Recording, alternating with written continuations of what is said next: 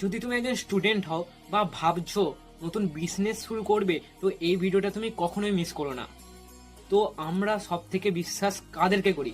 Obviously বন্ধুদেরকে।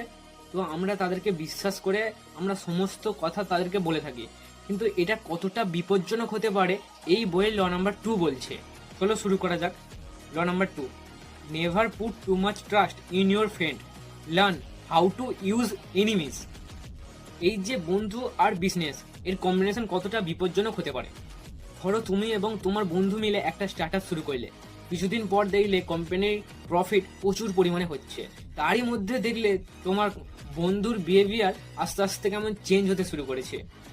যে কিনা কিছুদিন আগেই তোমার সাথে কাজ করছিল, সে কিনা এখন তোমাকে কোম্পানি থেকে বার করে দেওয়ার প্ল্যান করছে, কারণ তার এখন ম্যাক্সিমাম শেয়ার চাই।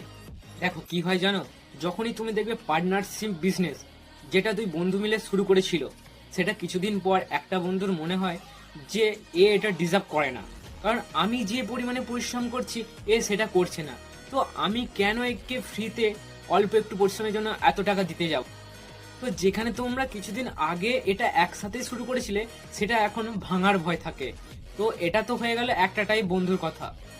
একটা ফেমাস মুভি আছে ভাগ মিল্খা ভাগ, এই মুভির একটা সিন আমি বলছি। সেই সিনে মিল্খা সিং তার বন্ধুর ওপর বিশ্বাস করে একটা ছোট্ট চুরি করে ফেলে, কিন্তু সবশেষে বাকিরা তো চলে যায়, কিন্তু মিল্খা সিং ধরা পড়ে যায়। এটা একটা ছোট্ট কাহিনী হলেও এর একটা বড় রিয়েলিটি আছে, যে সব বন্ধু তোমার প্রতিটা পরিস্থিতিতে তোমার পাশে থাকবে না।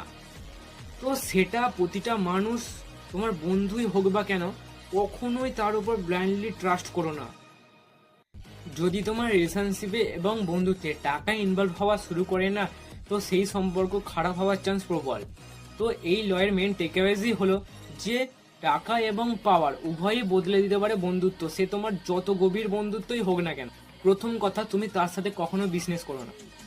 যদি করতেই হয় তো খাতা কলমে প্রমাণ রাখো, মুখের কথায় কখনো বিজনেস করো না। তো আমি তোমায় আরেকটি ইন্টারেস্টিং এক্সাম্পল দিতে চাই, যেটা হচ্ছে হর্ষদ মেহতা। হর্ষদ মেহতা, যাকে একটা সময় শেয়ার মার্কেটের বিগ বুল বলা হতো, ওনার নেটওয়ার্ক প্রচুর স্ট্রং ছিলেন। ব্যাংকার্স, ব্রোকার্স, পলিটিক্যালস, বিজনেসম্যান সবাই ওনার সাথে কাজ করতেন। কিন্তু ওনার যখন স্ক্যাম আস্তে আস্তে এক্সপোজ হতে শুরু করে, তখন ওনার সাথে যারা কাজ করতেন তারাই হর্ষদ মেহতার বিরুদ্ধে এভিডেন্স দিতে লাগলেন।